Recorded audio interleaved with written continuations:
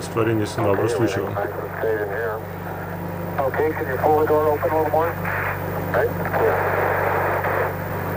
Na Zemljo televizijski posnetki za zdaj še ne prihajajo. Sedaj bo potegnil za brod, s katerim bo odprl vrata magazina za orodje in znanstvene naprave in s tem seveda. Televizijski napredovalec je rekel: pazite na sliko, pazite na zgodovino. Kar se zgodovine tiče, pomeni to, da bomo videli prvo televizijsko sliko, posredovano direktno z Lune.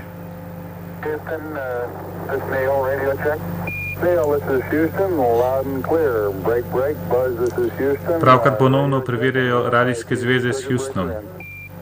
Vse zveze so zaenkrat ugodne.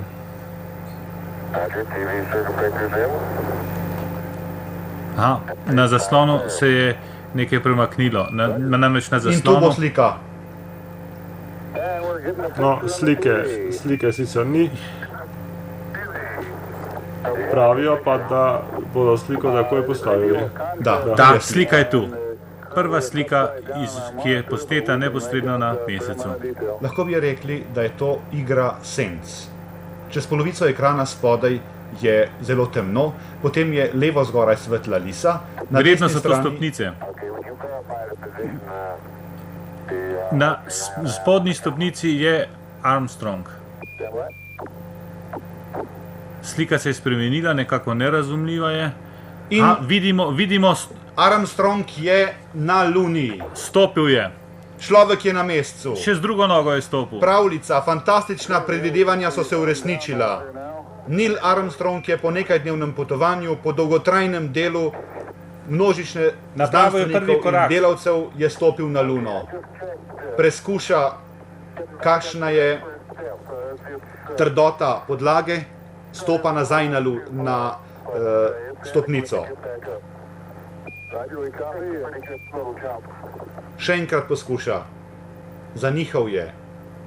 Spet je na Luni. Drži se za držaj ob lestvi. Prestopa se.